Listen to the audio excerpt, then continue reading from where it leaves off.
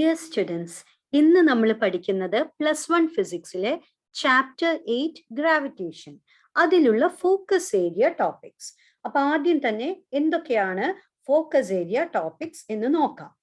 Focus area topics ആയിട്ട് 3 എണ്ണം ഉള്ളത്. ഒന്ന് universal law of gravitation, 2 acceleration due to gravity on earth, 3 acceleration due to gravity below and above the surface of earth. അപ്പൊ നേരെ തന്നെ നമുക്ക് ഫസ്റ്റ് ടോപ്പിക്കിലേക്ക് പോവാം. Universal law of gravitation. നിങ്ങൾ കേട്ടിട്ടുണ്ടാവും, ഈ യൂണിവേഴ്സൽ ലോ ഓഫ് ഗ്രാവിറ്റേഷൻ കണ്ടുപിടിച്ചത് ആരാണ്? ഐസക് ന്യൂട്ടൺ ആണ്. അപ്പൊ അദ്ദേഹം എന്താണ് പറയുന്നതെന്ന് നോക്കാം. Every body in the universe attracts every other body with a force which is directly proportional to the product of the masses and inversely proportional to the square of the distance between them. ഇതൊന്ന് നമുക്ക് കുറച്ച് detail ആയിട്ട് നോക്കാം. ഈ യൂണിവേഴ്സിലുള്ള എല്ലാ വസ്തുക്കളും മറ്റെല്ലാ വസ്തുക്കളെയും അട്രാക്ട് ചെയ്യുന്നുണ്ട്. അട്രാക്ട് ചെയ്യപ്പെടുന്ന ഫലമോ അവയുടെ മാസിന്, അവയുടെ പിണ്ഡത്തിന്, പ്രൊഡക്റ്റിന് നേർ അനുപാതത്തിലും, അതുപോലെ അവ തമ്മിലുള്ള ദൂരത്തിന്റെ സ്ക്വയറിന്റെ വിപരീത അനുപാതത്തിലുമായിരിക്കും. അപ്പൊ നമ്മൾക്ക് ഇവിടെ കാണാം 2 മാസസ് ഉണ്ട് ഇവിടെ, M1 M2. ഈ 2 മാസുകളും തമ്മിലുള്ള ദൂരം 6 ആണ്. ഇനി ഇവ രണ്ടും അങ്ങോട്ടും ഇങ്ങോട്ടും അട്രാക്ട് ചെയ്യും. അട്രാക്ട് ചെയ്യുന്നത് ഒരു ഫോഴ്സ് ഉണ്ട് അല്ലെ? ആ ഫോഴ്സ് എങ്ങനെയാണെന്ന് പറഞ്ഞത്? Proportional to product of the masses, that is F is proportional to M1 M2, inversely proportional to square of the distance between them divided by r square. അങ്ങനെയാണ് ഈ ഒരു ഇക്വേഷൻ കിട്ടുന്നത്. F is proportional to M1 into M2 divided by M square. M1 M2 product of the masses, r square എന്ന് പറഞ്ഞാൽ square of the distance between them. നമുക്കറിയാം, എന്തും proportional എന്ന് എഴുതി കഴിഞ്ഞാൽ that is equal to constant into എന്ന് എഴുതും അല്ലെ? അപ്പൊ F is equal to G M1 M2 by r square, where G is a constant. It is called universal gravitational constant. അതിന്റെ വാല്യൂ എന്താ? 6.67 into 10 raised to minus 11 Newton meter square per kilogram square. അപ്പോൾ ഈ ഇക്വേഷനും ഈ ജീന്റെ value നിങ്ങൾ നിർബന്ധമായിട്ടും പഠിച്ചു വെക്കണം.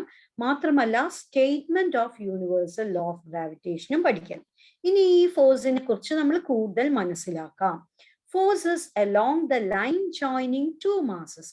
അപ്പൊ ഈ 2 വസ്തുക്കളെയും തമ്മിൽ കണക്ട് ചെയ്യുന്ന ഒരു ലൈൻ നമ്മൾ ഇമാജിൻ ചെയ്യുകയാണെങ്കിൽ അത് തമ്മിലായിരിക്കും, ആ ഒരു ലൈനിലൂടെ ആയിരിക്കും ആ ഫോഴ്സ് ഉണ്ടാവുക.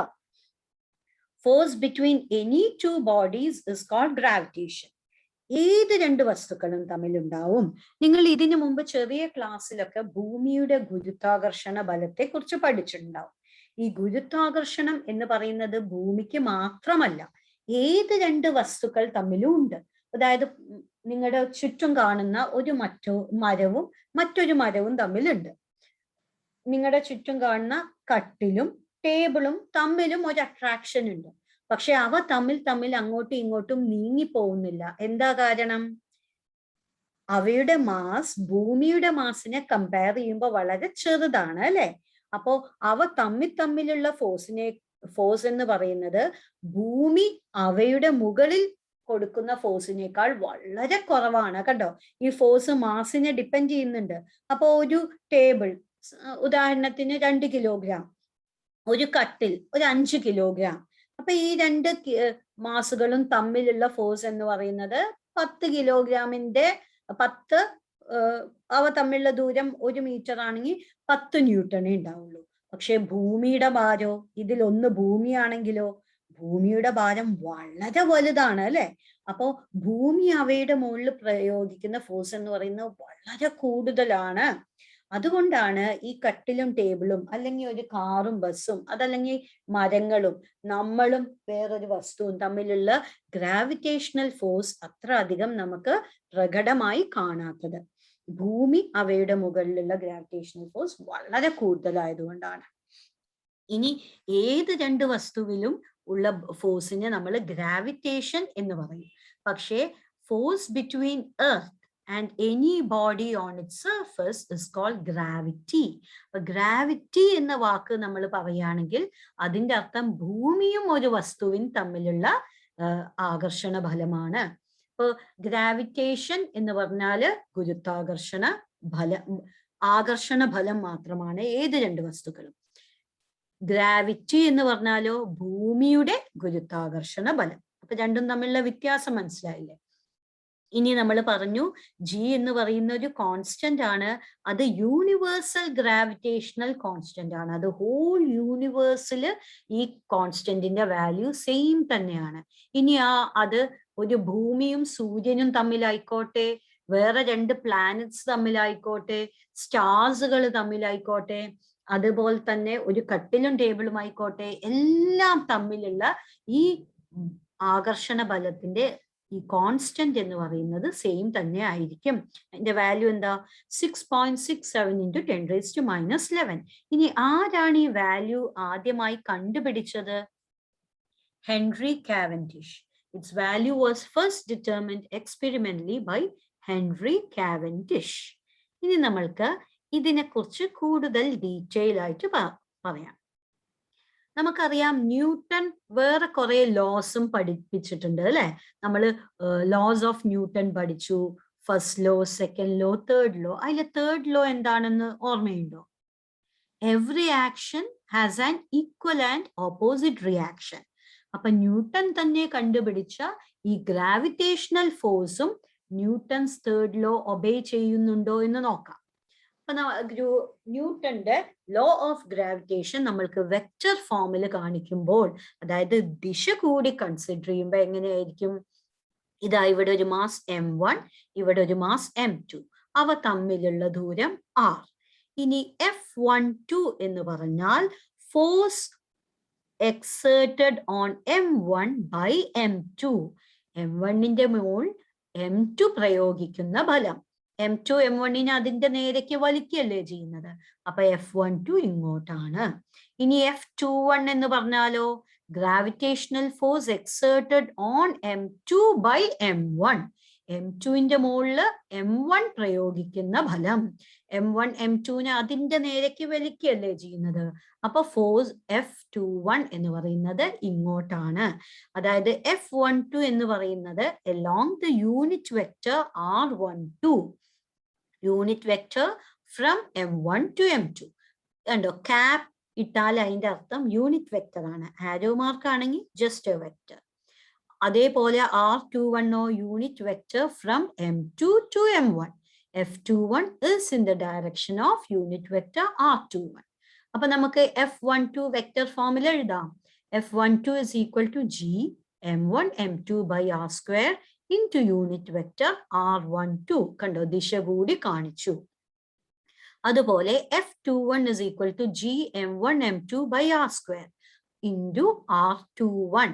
ഇനി R12ഉം R21ഉം യൂണിറ്റ് വെക്ടേഴ്സ് ആണ് അല്ലെ? അപ്പൊ അവയുടെ രണ്ടിന്റെയും മാഗ്നിറ്റ്യൂഡ് 1 ആണ്.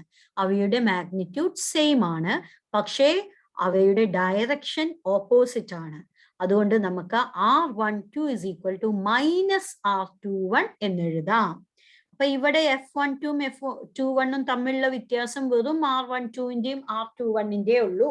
ദിശയിൽ മാത്രമേ വ്യത്യാസമുള്ളൂ. കണ്ടോ, മാഗ്നിറ്റ്യൂഡ് സെയിം തന്നെയല്ലേ? അപ്പോൾ നമുക്ക് എഴുതാം F12 is equal to minus F21. അതായത് the forces are equal in magnitude but opposite in direction. അത് തന്നെയല്ലേ ന്യൂട്ടന്റെ തേർഡ് ലോവും പറയുന്നത്. അപ്പൊ F12ഉം F21ഉം ഒരു ആക്ഷൻ റിയാക്ഷൻ പെയർ ആണ്. m1 ഒരു ഫോഴ്സ് m2ൽ അപ്ലൈ ചെയ്യുമ്പോൾ m2 അതേ അളവിൽ പക്ഷേ വ്യത്യസ്ത അല്ലെങ്കിൽ ഓപ്പോസിറ്റ് ഡയറക്ഷനിൽ അതേ അളവിൽ തന്നെ ഫോഴ്സ് കൊടുക്കുന്നു. So the law of gravitation obeys Newton's third law of motion. അപ്പൊ ഇത് നിങ്ങൾക്ക് രണ്ട് ചോദ്യങ്ങൾക്ക് ഉത്തരം എഴുതാം. ഒന്ന് vector form of law of gravitation ചോദിച്ചാലും എഴുതാം. രണ്ട് show that the law of gravitation obeys Newton's third law of motion എന്ന് പറഞ്ഞാലും ഇത് എഴുതാം. ഇനി നമ്മൾക്ക് what are the properties of gravitational force എന്ന് നോക്കാം. It obeys the inverse square law. Kando, force is inversely proportional to the square of the distance between them. F is proportional to 1 by r square. അങ്ങനെയുള്ള എല്ലാ ഫോഴ്സുകളെയും നമ്മൾ പറയും it obeys inverse square law. ഇതുപോലെ മറ്റു ഫോഴ്സുകളും ഉണ്ട് inverse square law. Force between two charges. ഇപ്പോൾ നിങ്ങൾ +1 പരീക്ഷ എഴുതാൻ പോവുകയാണെങ്കിലും എല്ലാവർക്കും +2ന്റെ പോർഷൻ തുടങ്ങിയിട്ടുണ്ടാവും. അപ്പൊ ഫസ്റ്റ് ചാപ്റ്ററിൽ തന്നെ നിങ്ങൾ കുളോംസ് ലോ പഠിച്ചിട്ടുണ്ടാവും. അതും ഒരു ഇൻവേഴ്സ് സ്ക്വയർ ലോ ആണ്. Force between two charges is inversely proportional to square of the distance between them. F is proportional to 1 by r square. അപ്പൊ അങ്ങനെയുള്ള ലോസിനെ നമ്മൾ ഇൻവേഴ്സ് സ്ക്വയർ ലോ എന്ന് പറയും. അപ്പൊ യൂണിവേഴ്സൽ ഗ്രാവിറ്റേഷണൽ ലോവും ഒരു ഇൻവേഴ്സ് സ്ക്വയർ ലോ ആണ്. It is always attractive in nature. എന്നാൽ 2 മാസുകൾ തമ്മിലുള്ള ഗ്രാവിറ്റേഷണൽ ഫോഴ്സ് എപ്പോഴും അട്രാക്റ്റീവ് ആണ്. അതൊരിക്കലും റിപ്പൽസീവ് ആവില്ല. It is a long range force. It extends up to infinity. അതിന് വളരെയധികം റേഞ്ച് ഉണ്ട്. ഇപ്പൊ നേരത്തെ പറഞ്ഞ പോലെ ഭൂമിയും സൂര്യനും തമ്മിലുള്ള ദൂരം വളരെ കൂടുതലാണ് അല്ലെ? പക്ഷെ അവ തമ്മിലുള്ള ഫോഴ്സ് എന്താണ്? ഗ്രാവിറ്റേഷണൽ ഫോഴ്സ് ആണ്. അതുപോലെ നമ്മുടെ ഈ സോളാർ സിസ്റ്റം ഈ രീതിയിൽ നിലനിൽക്കാൻ കാരണം തന്നെ സൂര്യനും എല്ലാ പ്ലാനറ്റ്സും തമ്മിലുള്ള ഗ്രാവിറ്റേഷണൽ ഫോഴ്സ് ആണ്. അതുപോലെ തന്നെ ഈ ഹോൾ യൂണിവേഴ്സില് സ്റ്റാർസ്, ഗാലക്സി, ഇതെല്ലാത്തിനും ഫോർമേഷന് കാരണമായുള്ള ഫോഴ്സ് ഗ്രാവിറ്റേഷണൽ ഫോഴ്സ് ആണ്. അതിന്റെ റേഞ്ച് വളരെ കൂടുതലാണ്. It extends up to infinity. The gravitation is the graviton is the field particle of gravitational force. The scientists കരുതുന്നത് എല്ലാ ഫണ്ടമെന്റൽ ഫോഴ്സിനും നിദാനമായ ഒരു പാർട്ടിക്കിൾ ഉണ്ട്. അപ്പൊ ഗ്രാവിറ്റേഷണൽ ഫോഴ്സിന് നിദാനമായ പാർട്ടിക്കിളിനെ ഗ്രാവിറ്റോൺ എന്നാണ് വിളിക്കുന്നത്. ഇതിനെക്കുറിച്ചുള്ള പഠനങ്ങൾ നടന്നുകൊണ്ടേ ഇരിക്കുന്നുള്ളൂ. It is the weakest force operating in nature. നമ്മൾ ഫസ്റ്റ് ചാപ്റ്ററിൽ 4 ഫണ്ടമെന്റൽ ഫോഴ്സസ് ഉണ്ടെന്ന് പഠിച്ചു അല്ലെ? അതിലൊന്നാണ് ഗ്രാവിറ്റേഷണൽ ഫോഴ്സ്. മാത്രമല്ല അതിൽ ഏറ്റവും വീക്കസ്റ്റ് ഫോഴ്സ് ആണ് gravitational force. It is a central force and hence a conservative force. എന്താണ് conservative force അഥവാ central force? A force which does work and it depends only upon the initial and final position. ആ 2 വസ്തുക്കളുടെ position എവിടെയാണ് എന്നത് മാത്രമേ depend ചെയ്യുന്നുള്ളൂ. അപ്പം നമ്മൾ ഒരു വസ്തുവിനെ ഒരു ഭാഗത്തുനിന്ന് മറ്റേ ഭാഗത്തേക്ക് നീക്കുമ്പോൾ ചെയ്യുന്ന വർക്ക് എന്ന് പറയുന്നത് ഇനീഷ്യൽ പൊസിഷനെയും ഫൈനൽ പൊസിഷനെയും മാത്രമേ ഡിപ്പെൻഡ് ചെയ്യുന്നുള്ളൂ. ഏതൊക്കെ വഴി നീക്കിയാലും അവയുടെ ഇനീഷ്യൽ പൊസിഷനും ഫൈനൽ പൊസിഷനും മാറാത്തിടത്തോളം അവ ചെയ്യുന്ന വർക്ക് ഒന്ന് തന്നെയായിരിക്കും. അതാണ് കൺസർവേറ്റീവ് ഫോഴ്സ് അല്ലെങ്കിൽ സെൻട്രൽ ഫോഴ്സ്. അതുപോലെ ഇലക്ട്രോസ്റ്റാറ്റിക് ഫോഴ്സും ഒരു കൺസർവേറ്റീവ് അഥവാ സെൻട്രൽ ഫോഴ്സ് ആണ് കേട്ടോ. ഇനി നമ്മൾക്ക് ഈ മോർ അബൌട്ട് ഗ്രാവിറ്റേഷണൽ ഫോഴ്സ് കുറച്ചുകൂടി കാര്യങ്ങളുണ്ട്. In the motion under a central force, the angular momentum is always conserved. That is why angular momentum in planetary motion is conserved. അപ്പോൾ ഗ്രാവിറ്റേഷണൽ ഫോഴ്സ് സെൻട്രൽ ഫോഴ്സ് ആണെന്ന് പറഞ്ഞു. അങ്ങനെ ഉള്ള ഫോഴ്സിൽ സഞ്ചരിക്കുന്ന വസ്തുക്കളുടെ എല്ലാം ആംഗുലർ മൊമെന്റം ഒരു കോൺസ്റ്റന്റ് ആയിരിക്കും. അതുകൊണ്ടാണ് കെപ്ലേഴ്സ് പ്ലാനറ്ററി മോഷൻ എന്ന് പറഞ്ഞിട്ട്, Kepler's law of planetary motion നിങ്ങൾ അടുത്ത വർഷം പഠിക്കും. അപ്പൊ നിങ്ങൾ അതിൽ പഠിക്കും the angular momentum of all the planets while revolving around sun is conserved, is a constant.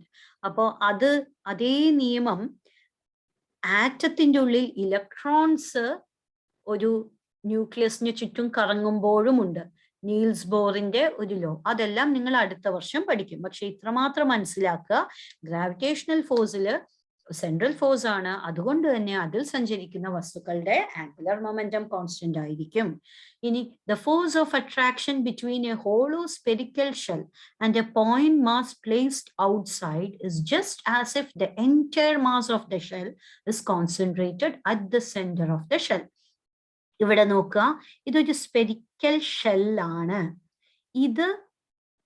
ഇതിന്റെ മാസ്, ഈ ഷെല്ലിന്റെ മാസ് m ആണെന്ന് ഇരിക്കുക.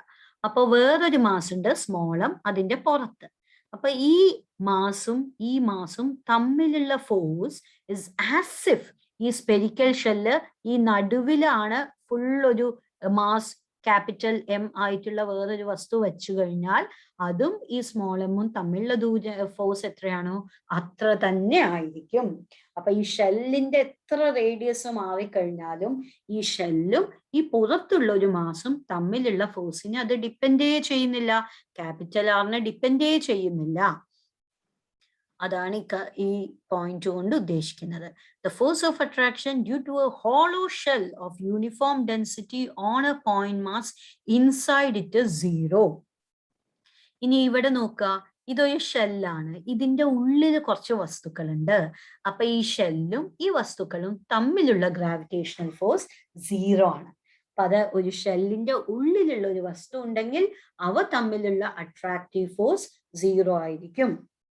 കാരണം ഒരേ അളവിൽ തന്നെ ആയിരിക്കും ഈ ഓരോ ദൂരത്തും ഈ ഓരോ പോയിന്റും ഓരോ വസ്തുക്കളായി എടുത്താൽ അവ തമ്മിലുള്ള എല്ലാ അട്രാക്റ്റീവ് ഫോഴ്സും തമ്മിൽ ക്യാൻസൽ ആവും. അങ്ങനെയാണ് gravitational force on this particle inside A shell is 0. എങ്കിലും നമുക്കറിയാം ഷെല്ലിന്റെ ഉള്ളിൽ ഒരു വസ്തു ഇട്ടാൽ താഴേക്ക് വീഴും. എന്തുകൊണ്ടാ? ആ വസ്തുവിന്റെ മുകളിൽ ഭൂമി പ്രയോഗിക്കുന്ന ഗുരുത്വാകർഷണം കൊണ്ടാണ്. ഇനി നമുക്ക് ഈ acceleration due to gravity of earth, ഭൂമിയുടെ ആക്സിലറേഷൻ ഡ്യൂ ടു ഗ്രാവിറ്റി എത്രയാണെന്ന് നോക്കാം. അത് ഒരു കോൺസ്റ്റന്റ് വാല്യൂ ആയിട്ട് നിങ്ങൾ ഇതിനു മുമ്പും പഠിച്ചിട്ടുണ്ടാവാൻ സാധ്യതയുണ്ട്. നമ്മളിപ്പോ പഠിച്ചു the gravitational force acting on a body on the surface of earth is given by F is equal to gmm by r square. ഇവിടെ g എന്ന് പറയുന്ന യൂണിവേഴ്സൽ ഗ്രാവിറ്റേഷണൽ കോൺസ്റ്റന്റ് ആണ്. ക്യാപിറ്റൽ എം എന്ന് പറയുന്നത് മാസ് ഓഫ് എർത്ത് ആണ്. Small M എന്ന് പറയുന്നത് mass of the body. ഏത് വസ്തുവാണോ ഇവിടെ നോക്കുക, ഇവിടെ ഭൂമിയാണ്, അതിന്റെ മാസ് ക്യാപിറ്റൽ എം, അതിന്റെ മുകളില് സ്മോൾ എം മാസ് ഉള്ള ഒരു വസ്തു വെച്ചിട്ടുണ്ട്. ആറാണ് ഭൂമിയുടെ റേഡിയസ് എങ്കിൽ force acting on that small M ആണ് F is equal to gmm by r square. R എന്ന് പറയുന്ന റേഡിയസ് ഓഫ് എർത്ത്.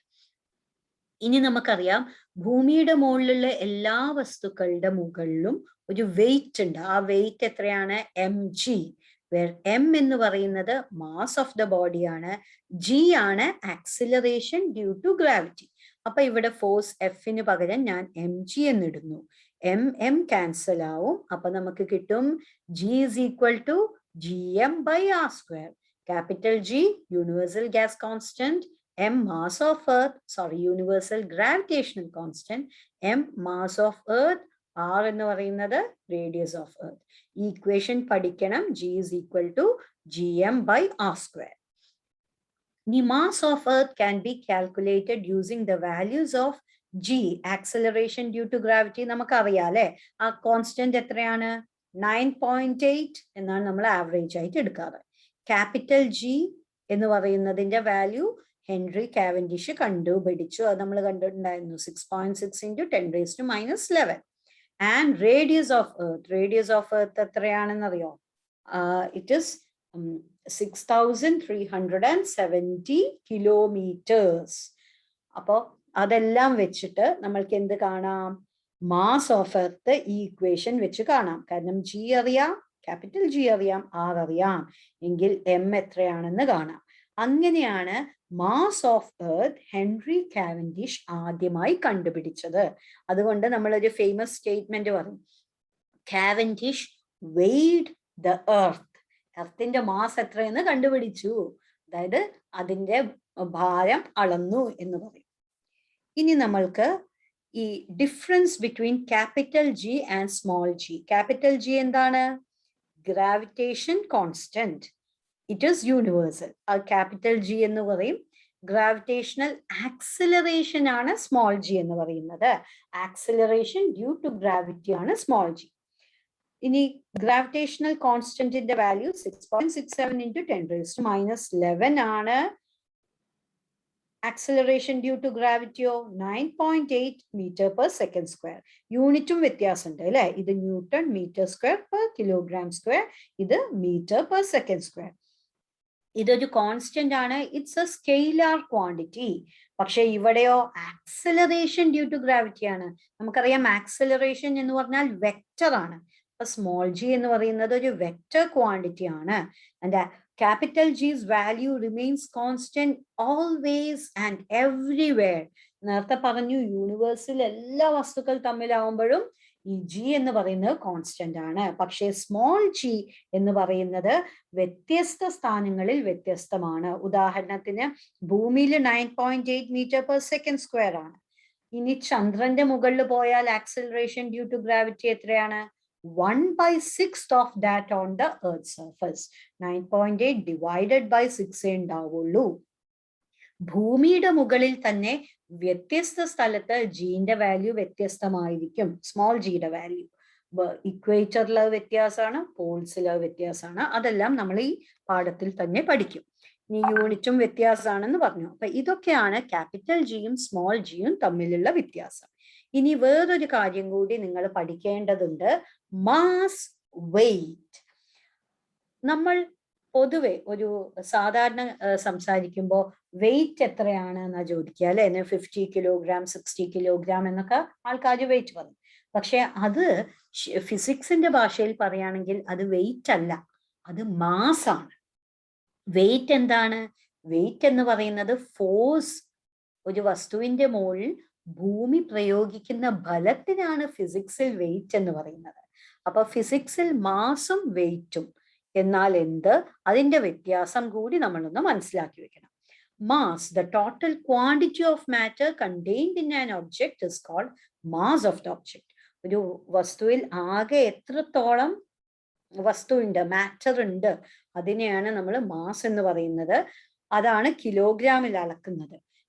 വെയിറ്റ് എന്നാലോ gravitational force by which earth attracts an object is called weight of the object.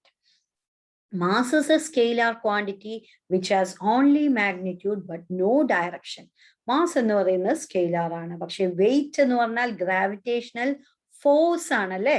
Force എന്താണ്? Vector അല്ലേ. Weight has both magnitude and direction and it is a vector quantity. Mass of the object remains constant at all the places. ഭൂമിയിലാണെങ്കിലും ശരി, ചന്ദ്രനിലാണെങ്കിലും ശരി, ശൂന്യാകാശത്തിൽ എവിടെയാണെങ്കിലും ഒരു വസ്തുവിന്റെ mass ഒന്ന് തന്നെ ആയിരിക്കും. പക്ഷെ weight of the object is different at different places. നമ്മുടെ വെയിറ്റ് ഭൂമിയിൽ കൂടുതലായിരിക്കും. ചന്ദ്രനിൽ പോയാലോ ചാടി ചാടി ആൾക്കാർ പോകുന്ന വീഡിയോ നമ്മൾ കണ്ടിട്ടുണ്ട് അല്ലെ. അപ്പൊ അവിടെ വെയിറ്റ് വളരെ കുറവായിരിക്കും. ഭൂമിയിലുള്ളതിന്റെ 1/6 ഉണ്ടാവുള്ളൂ. ചന്ദ്രനിൽ പോയാൽ നമ്മുടെ വെയിറ്റ്. അപ്പൊ വെയിറ്റ് കുറയ്ക്കാനുള്ള ഒരു മാർഗം എന്താ? ചന്ദ്രനിൽ പോയാൽ മതി. മാത്രമല്ല ഇക്വേറ്ററിലും പോളിലായിരിക്കും ഒരു വസ്തുവിന് ഏറ്റവും കൂടുതൽ വെയിറ്റ്, ഇക്വേറ്ററിൽ കുറവായിരിക്കും. നമ്മൾ കേരളം എന്നൊക്കെ പറയുന്നത് ഇക്വേറ്ററിന്റെ അടുത്തുള്ളതാണ്. അപ്പൊ താരതമ്യേന വെയിറ്റ് കുറവ് നമ്മൾക്ക് കേരളത്തിൽ ഇരിക്കുമ്പോഴാണ്. ഇനി നമ്മൾ വല്ല പോൾസിന്റെ അടുത്തുള്ള സ്ഥലത്ത് എവിടെയെങ്കിലും പോയാൽ നമ്മുടെ വെയിറ്റ് ഇതിൽ കൂടുതലായിരിക്കും. ഇനി SI unit of mass is kilogram. The SI unit of weight is Newton. Mass of a body can never be zero. Weight of the object becomes zero if G is zero. Weight എന്താണ്? mg. Mass into G ആണ്. അപ്പൊ G 0 ആണെങ്കിൽ wait 0 ആവും. Mass 0 ആവണമെന്നില്ല.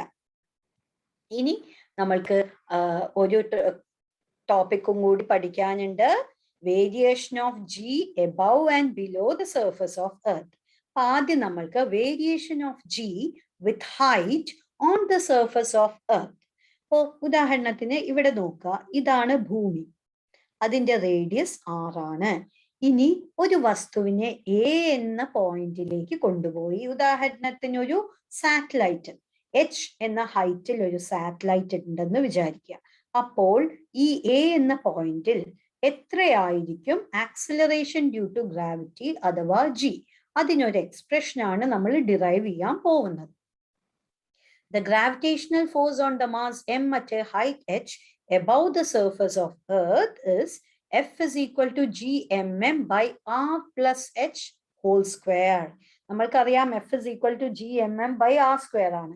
ഇനി h എന്നുള്ള ഹൈറ്റിലാണെങ്കിൽ സെന്ററിൽ നിന്നുള്ള ദൂരം എത്രയാണ്? r plus h അല്ലേ. അപ്പൊ ആറിന് പകരം r plus h എന്ന് എഴുതി. r plus h the whole square. The weight of the body at height h is mgh. അല്ലെ? gh എന്ന് പറയുന്നത് ഈ ഹൈറ്റ് hലുള്ള ആക്സിലറേഷൻ ഡ്യൂ ടു ഗ്രാവിറ്റി ആണ്. m എന്ന് പറയുന്നത് ഈ a എന്നുള്ള പോയിന്റിൽ വെക്കുന്ന വസ്തുവിന്റെ മാസ് ആണ്. അപ്പോ mgh is equal to gmm by r plus h the whole square എന്ന് എഴുതി. ഇനി mm രണ്ട് സൈഡിലുള്ളതുകൊണ്ട് ക്യാൻസൽ ചെയ്യും. അപ്പൊ gh is equal to gm by r plus h the whole square. ഇനി ഇവിടെ നിന്ന് നമുക്ക് എന്ത് ചെയ്യാം? ആറിനെ പുറത്തേക്ക് എടുത്താൽ r into r 1 plus h by r എന്നാവും അല്ലെ? ആറിന് പുറത്തേക്ക് എടുത്താല് ഇവിടെ 1 ആവും, ഇവിടെ h ഉണ്ട്. അപ്പോ ഒരു r പുറത്തേക്ക് എടുക്കുമ്പോൾ ഡിവൈഡഡ് ബൈ r എഴുതണം. അപ്പോ r into 1 plus h by r എന്നാവും. സ്ക്വയറും കൂടി ഉണ്ടാവുമ്പോ അങ്ങനെ എഴുതാം. അപ്പോ ഇവിടെ നമുക്കറിയാം g is equal to gm by r square. gh എന്ന് പറഞ്ഞാല് gm by r plus h the whole square. ഇവിടെ നമ്മൾ r പുറത്തേക്ക് എടുത്താൽ r square into 1 plus h by r the whole square എന്നാവും. ഇവിടെ gm by r square g അല്ലേ, small g അല്ലേ? അപ്പൊ gm by r square പകരം g എന്ന് എഴുതി. 1 plus h by r the whole square ന്യൂമറേറ്ററിലേക്ക് കൊണ്ടുപോകുമ്പോൾ ഇത് -2 എന്നാവും, റേസ് ടു -2 എന്നാവും. ഇവിടെ +2 അല്ലേ, അപ്പൊ ന്യൂമറേറ്ററിൽ എഴുതുമ്പോൾ -2 എന്നാവും. ഇനി ഇതിനെ നമ്മൾക്ക് ബൈനോമിയൽ എക്സ്പാൻഷൻ വെച്ചിട്ട് എക്സ്പാൻഡ് ചെയ്ത് നോക്കാം. വേറൊരു കാര്യം കൂടി ഉണ്ട്. ഈ h എന്ന് പറയുന്ന ഹൈറ്റ് റേഡിയസിനേക്കാൾ വളരെ ചെറുതാണ്. അതായത് h by r is very much less than 1. Radius of earth എത്രയാണ്? 6370 കിലോമീറ്റർ. ഇനി ഈ ഹൈറ്റ് എന്ന് പറയുന്നത് 1 കിലോമീറ്റർ ഒക്കെ ഉണ്ടാവുള്ളൂ. അപ്പോ അല്ല 6 കിലോമീറ്റർ ഉണ്ടെന്ന് തന്നെ വിചാരിച്ചു. അപ്പൊ 6 divided by 6000 1 by 1000 ആണ് അല്ലെ? അപ്പോ അതിന്റെ സ്ക്വയർ എടുത്താലോ 1 by 1000 square 1 by 10 raised to 6, അതായത് 10 raised to -6 എന്ന് പറയുന്നത് വളരെ ചെറിയ നമ്പർ ആണല്ലോ. അപ്പോ നമ്മൾക്ക് h by r എന്ന് പറയുന്നത് 1നേക്കാളും വളരെ ചെറിയ നമ്പർ ആയതുകൊണ്ട് തന്നെ നമുക്ക് ബൈനോമിയൽ എക്സ്പാൻഷൻ വെച്ചിട്ട് 1 plus h by r the whole raised to -2 expand ചെയ്യാം. ഇതാണ് ബൈനോമിയൽ എക്സ്പാൻഷൻ. ഇവിടെ x ന് പകരം h by r ഉണ്ട്, n ന് പകരം 2 ഉണ്ട്. അപ്പൊ അതെന്താവും? 1 minus 2 into h by r എന്ന് വരും, plus 2 into 3 divided by 2 into h by r the whole square. h by r the whole square എന്ന് പറഞ്ഞാലോ 10 raised to -6 ആണ് വരിക. അപ്പൊ ഒന്നിൽ നിന്ന് അത്രയും ചെറിയൊരു വാല്യൂ മൈനസ് ചെയ്താൽ നമ്മൾ അത്രയും ഡെസിമൽ പ്ലേസ് പോലും എഴുതില്ല അല്ലെ? അപ്പൊ അതിൽ യാതൊരു വ്യത്യാസവും വരില്ല. അതുകൊണ്ട് നമ്മൾ എന്ത് ചെയ്തു? ഹയർ പവേഴ്സ് എല്ലാം നെഗ്ലക്ട് ചെയ്ത് ഈ ഫസ്റ്റ് 2 ടേം മാത്രം എടുത്തു. അപ്പോ 1 minus 2 into h by r എന്ന് എഴുതും. അപ്പൊ 1 plus h by r the whole raised to -2 ന് പകരം 1 minus 2 h by r എന്ന് എഴുതി. അപ്പൊ നമുക്ക് ഇക്വേഷൻ ഇങ്ങനെ കിട്ടി. At a height h, the acceleration due to gravity gh is equal to g into 1 minus 2h by r. g ഉള്ളിൽ എടുത്താലോ g minus g 2h by r എന്ന് വരും. അപ്പൊ ജിനേക്കാൾ കുറവാണ് h എന്ന് പറഞ്ഞ ഹൈറ്റിലെ acceleration due to gravity. Thus the acceleration due to gravity decreases with height from the surface of earth. അപ്പൊ ഈ ഇക്വേഷൻ എന്തായാലും പഠിച്ചു വെക്കാം. h എന്ന് പറഞ്ഞൊരു ഹൈറ്റില് ആക്സലറേഷൻ ഡ്യൂ ടു ഗ്രാവിറ്റിക്ക് ഉണ്ടാവുന്ന മാറ്റം. ജിന്റെ വാല്യൂ നമുക്കറിയാം 9.8. ആറിന്റെ വാല്യൂ റേഡിയസ് ഓഫ് എർത്ത്, അതും ഒരു കോൺസ്റ്റന്റ് ആണ്. h എന്ന് പറയുന്ന ഹൈറ്റ് പ്രോബ്ലത്തിൽ തന്നിട്ടുണ്ടാവും. അപ്പൊ നമുക്ക് ആ ഹൈറ്റിലുള്ള ആക്സലറേഷൻ ഡ്യൂ ടു ഗ്രാവിറ്റി ഈ ഫോർമുല വെച്ച് കണ്ടുപിടിക്കാം. ഇവിടെ ശ്രദ്ധിക്കേണ്ട കാര്യം, നമ്മൾ മുകളിലേക്ക് പോകുന്തോറും ആക്സലറേഷൻ ഡ്യൂ ടു ഗ്രാവിറ്റി കുറഞ്ഞാണ് വരിക. കണ്ടോ, 1 മൈനസ് ആണ്, അല്ലെങ്കിൽ g മൈനസ് ആണ്. അപ്പൊ എപ്പോഴും മുകളിലോട്ട് പോകുന്തോറും ആക്സലറേഷൻ ഡ്യൂ ടു ഗ്രാവിറ്റി കുറയും. ഇനി അടുത്ത് നമ്മൾ കാണുന്നത് variation of g depth below the surface of earth. ഇപ്പൊ ഭൂമിയുടെ ഉള്ളിലേക്ക് കുഴിച്ചു പോയി കഴിഞ്ഞാൽ ആക്സിലറേഷൻ ഡ്യൂ ടു ഗ്രാവിറ്റി എത്രയായിരിക്കും എന്നാണ് കാണാൻ പോകുന്നത്. അപ്പൊ ഇവിടെ നിങ്ങൾക്ക് കാണാം, ഈ ക്യാപിറ്റൽ ആർ റേഡിയസ് ആയിട്ടുള്ളതാണ് എർത്ത്, ഭൂമി. അതിൽ നമ്മൾ ഒരു ഡി എന്ന ഡെപ്തിൽ ഒരു പോയിന്റ് എടുത്തു. അവിടെയുള്ള ആക്സിലറേഷൻ ഡ്യൂ ടു ഗ്രാവിറ്റി എന്താണെന്നാണ് നോക്കേണ്ടത്.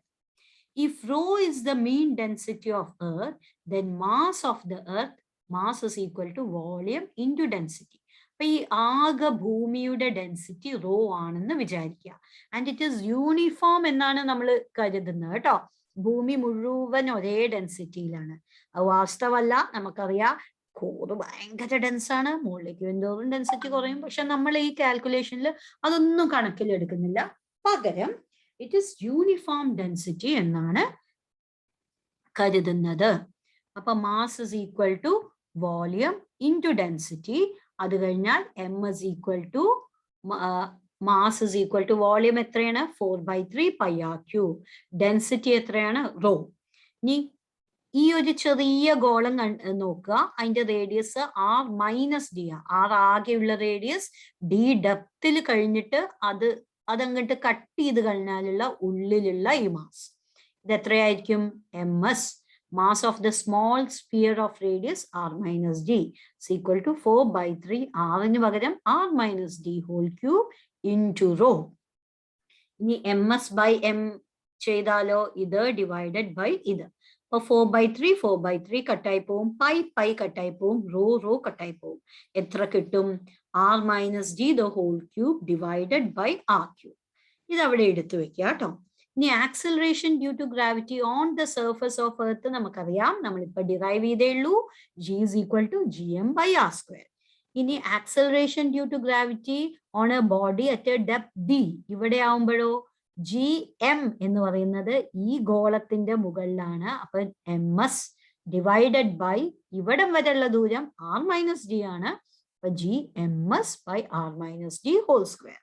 ഇനി ഈ രണ്ട് ഇക്വേഷനെയും നമ്മൾ ഡിവൈഡ് ചെയ്യുകയാണെങ്കിൽ gd/g is equal to gg cancel ആവും. ഇവിടെ r-d the whole square ഉണ്ട്, r² ഉണ്ട്. പക്ഷെ എന്താണ്? ms/m ഇല്ലേ? അപ്പൊ ms/m-ന് r-d the whole cube by r³ എന്ന് എഴുതി കഴിയുമ്പോൾ താഴെയുള്ള r-d the whole squareഉം അവിടെ r³ തമ്മിൽ കട്ടായി പോവും. ഇവിടെ മുകളിലുള്ള r² ഈ r തമ്മിൽ കട്ടായി പോയിട്ട് ഇങ്ങനെയാണ് നമുക്ക് കിട്ടുക. ഇവിടെ നമ്മള് gd, that is the acceleration due to gravity at a depth d is equal to g ഇങ്ങോട്ട് എടുക്കുമ്പോൾ g into 1 - d/r. എങ്ങനെ 1 - d/r?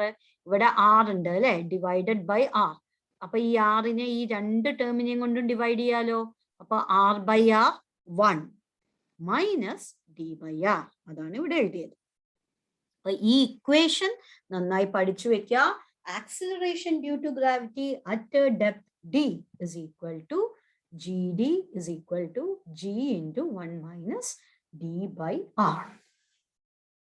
അപ്പോ ഹൈറ്റില് എത്രയാണെന്നും കണ്ടു, ഈ ഒരു ഡെപ്തിൽ എത്രയാണെന്നും കണ്ടു. ഇനി നിങ്ങൾക്ക് ഇത് നോക്കിയിട്ട് പറയാൻ പറ്റുമോ, ഡെപ്തിലേക്ക് പോകുമ്പോൾ ആക്സിലറേഷൻ ഡ്യൂ ടു ഗ്രാവിറ്റി കുറയോ കൂടുവോ?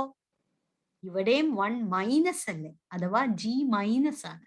അപ്പോ നമ്മൾ താഴോട്ട് പോകുന്തോറും ആക്സിലറേഷൻ ഡ്യൂ ടു ഗ്രാവിറ്റി കുറഞ്ഞുകൊണ്ടേയിരിക്കും. അപ്പൊ നമ്മൾ കണ്ടു acceleration due to gravity is equal to 0 at the center of the earth. കാരണം എന്താണ്? ഈ ഇക്വേഷനിൽ നോക്കുക, ഡെപ്ത് ഇവിടെ d is equal to r എന്ന് വരും. സെന്ററിൽ പോയാൽ ഡെപ്ത് ഇങ്ങനെ കൂടി റേഡിയസിന്റെ അത്രയും ഡെപ്ത് ആവും. അപ്പൊ d equal to r എന്ന് പറഞ്ഞാൽ ഇവിടെ എത്രയാവും? r/r, r/r 1 - 1 0, g into 0 0. Acceleration due to gravity at the center of the earth is 0. So the weight of the body becomes 0 at the center of the earth even if the mass is not 0. അപ്പോൾ നമ്മൾ ഭൂമിയുടെ ഏറ്റവും നടുവിൽ പോയാൽ, സെന്ററിൽ പോയാൽ acceleration due to gravity 0 ആയിരിക്കും. നമ്മുടെ മാസ് അത് തന്നെയാണെങ്കിലും വെയിറ്റ് 0 ആവും. അപ്പൊ ഒരു വസ്തു നമ്മൾ വെറുതെ ഭൂമിയുടെ നടുവിലേക്ക്, ഇമാജിനറി ആണ് കേട്ടോ, ഒരു ഹോള് മറ്റേ അറ്റം വരെ ഇങ്ങോട്ട് കുഴിച്ചു എന്ന് വിചാരിക്കുക. എന്നിട്ട് ഒരു വസ്തു അതിന്റെ ഉള്ളിലേക്ക് ഇട്ടാ അതിനെന്ത് സംഭവിക്കും? അത് ആക്സലറേഷൻ ഡ്യൂ ടു ഗ്രാവിറ്റി കാരണം ഏറ്റവും നടുവിലേക്ക് പോകും. അത് കഴിഞ്ഞാൽ ആക്സലറേഷൻ ഡ്യൂ ടു ഗ്രാവിറ്റി 0 ആവും. പക്ഷെ അത് അങ്ങനെ തന്നെ ഉള്ളിലേക്ക് പോവും, കാരണം ഇനേർഷ്യ. പിന്നെ എന്ത് സംഭവിക്കും? നടുവിലേക്ക് അതിന് വില വരില്ല, അപ്പൊ തിരിച്ചു നടുവിൽ നിന്ന് ഇങ്ങനെ വരും. അപ്പൊ മുകളിലേക്കും താഴേക്കും അതിങ്ങനെ ഓസിലേറ്റ് ചെയ്തുകൊണ്ടേയിരിക്കും ഒരു വസ്തുവിനെ അങ്ങനെ ഇട്ട് കഴിഞ്ഞാൽ. ഇനി ഈ ഗ്രാഫ് കാണിക്കുന്നത് ആക്സിലറേഷൻ ഡ്യൂ ടു ഗ്രാവിറ്റി എങ്ങനെയാണ് distance from the centre of എർത്തുമായി മാറുന്നത്. Variation of acceleration due to gravity to the earth with distance from the centre of the earth. ദാ ഏറ്റവും നടുവില് സെന്റർ ഓഫ് ദ എർത്തിൽ 0 ആണ്. ഇനി അത് കൂടുന്തോറും എന്ത് സംഭവിക്കും? നമ്മൾ പുറത്തേക്ക് പോകും തോറും അതിന്റെ ആക്സിലറേഷൻ ഡ്യൂ ടു ഗ്രാവിറ്റി കൂടും. Maximum on the surface of the earth. പിന്നെ നമ്മൾ സർഫസിൽ നിന്ന് വീണ്ടും ആർ എന്ന് പറഞ്ഞ റേഡിയസ് കഴിഞ്ഞ് വീണ്ടും പോകുമ്പോൾ എന്താവും? Above the surface of the earth പോകുമ്പോഴും ആക്സിലറേഷൻ ഡ്യൂ ടു ഗ്രാവിറ്റി കുറഞ്ഞാണ് വരുന്നത്. So the value of G decreases both with increase in height and increase in depth. So it's maximum at the surface of earth. അപ്പൊ G value 0 ആവുന്നത് centre of എർത്തിലാണ്. G value maximum ആവുന്നത് on the surface of earth. മുകളിലേക്ക് പോയാലും താഴേക്ക് പോയാലും ജിന്റെ value കുറഞ്ഞുകൊണ്ടേയിരിക്കും. ഇനി ഭൂമിയുടെ മുകളിൽ തന്നെ വ്യത്യസ്ത പൊസിഷനിൽ ജിന്റെ വാല്യൂ എങ്ങനെയിരിക്കും? Variation of G due to the shape of the earth. Earth is not a perfect സ്പിറോയിഡ്.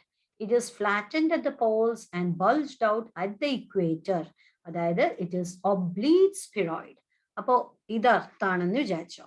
അപ്പൊ പോളിന്റെ അവിടെ കുറച്ച് പരന്നിട്ടും ഇക്വേറ്ററിന്റെ അവിടെ കുറച്ച് പുറത്തേക്ക് ഇങ്ങനെ വികസിച്ചുമാണ് നിൽക്കുന്നത്.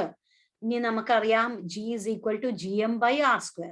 ഇക്വേറ്ററിന്റെ അവിടെ റേഡിയസ് കൂടുതലായിരിക്കും, പോൾസിന്റെ അവിടെ റേഡിയസ് ഓഫ് എർത്ത് കുറവായിരിക്കും. Since r is greater than rp, അപ്പോ റേഡിയസ് കൂടുമ്പോൾ ജി കുറവായിരിക്കും. Inversely proportional to radius square അല്ലേ? അപ്പോ ഇക്വേറ്ററിൽ ആറ് കൂടുതലാണ്, അപ്പൊ ജി കുറവായിരിക്കും. So weight is minimum at equator, weight is maximum at poles. അപ്പൊ G is maximum at poles and minimum at equator. അപ്പൊ നമ്മൾക്ക് മാക്സിമം വെയിറ്റ് ഉണ്ടാവുക പോൾസിലാവുമ്പോ, ഇക്വേറ്ററിലേക്ക് വരുമ്പോ വെയിറ്റ് കുറയും. അപ്പൊ ഇത്രയും കാര്യങ്ങളാണ് നമ്മൾക്ക് ഈ പാഠത്തിൽ പഠിക്കാനുള്ളത്. ഇനി ഇതുമായി ബന്ധപ്പെട്ട കുറച്ച് ചോദ്യങ്ങൾ നോക്കാം. ഇതൊരു 5 മാർക്കിനൊക്കെ ചോദിക്കാവുന്ന ചോദ്യമാണ് കേട്ടോ. ഇതെന്താ നോക്കാം. The minimum velocity with which a body is to be projected so that it never returns to earth is called the escape velocity. ഈ ചോദ്യത്തിൽ തന്നെ ഒരു ഉത്തരം ഉണ്ട് കേട്ടോ. What is escape velocity എന്ന് വെച്ചാൽ എന്ത് എഴുതണം? The minimum velocity with which a body is to be projected so that it never returns to earth is called escape velocity. ഭൂമിയുടെ ഗുരുത്വാകർഷണത്തിന് പാടെ വിട്ടു പോവാൻ നമ്മളൊരു വസ്തുവിനെ എത്ര പ്രവേഗത്തിൽ എറിയണം, അതിനെയാണ് എസ്കേപ്പ് വെലോസിറ്റി എന്ന് പറയുന്നത്. Arrive at an expression for escape velocity of earth. അപ്പോൾ നമ്മൾക്കൊരു ഇക്വേഷൻ കണ്ടുപിടിക്കണം എസ്കേപ്പ് വെലോസിറ്റിയുടെ. അപ്പോൾ let m be the mass of the earth, r is the radius, let ve be the velocity of body of mass m with which it is to be projected so that it escapes from the gravitational field of earth. അപ്പോൾ ഭൂമിയിൽ നിന്ന് അത് എറിഞ്ഞാൽ ve എന്ന വെലോസിറ്റിയിൽ എറിഞ്ഞാൽ ഭൂമിയുടെ gravitational ഫീൽഡിൽ നിന്ന് പാടെ പുറത്തേക്ക് പോകും. നമുക്കറിയാം കൈനറ്റിക് എനർജി എന്ന് പറയുന്നത് എന്താ? ½ mv². പൊട്ടൻഷ്യൽ എനർജി എത്രയാണ് ഭൂമിയുടെ സർഫസിൽ? -gmm/r. അപ്പൊ ടോട്ടൽ എനർജി എത്രയാണ്? Kinetic energy plus potential energy, that is ½ mv² -gmm/r. പക്ഷെ അത് ഏറ്റവും ശൂന്യതയിലേക്ക് പോകുമ്പോൾ അതിന്റെ ടോട്ടൽ എനർജി എത്രയായിരിക്കും? 0 ആവും. അതായത് അതിന്റെ പൊട്ടൻഷ്യൽ എനർജി 0 ആവും. സോറി. അപ്പോ kinetic energy will be equal to potential energy, that is equal to 0. അപ്പൊ ½ mve² plus ½ gmm/r² is equal to 0 എന്ന് കൊടുത്തു. അഥവാ ½ mv² is equal to gm/r. ഇതിൽ നിന്ന് നമുക്ക് എന്ത് ചെയ്യാം? 2 ഇപ്പുറത്തേക്ക് എടുക്കും. എം ക്യാൻസൽ ആവും. അപ്പൊ വി ഈ സ്ക്വയറിനെ റൂട്ട് എന്ന് എടുത്താൽ 2gm/r. അപ്പൊ ഈ ഇക്വേഷൻ നിങ്ങൾക്ക് ഓർത്ത് വെക്കാം.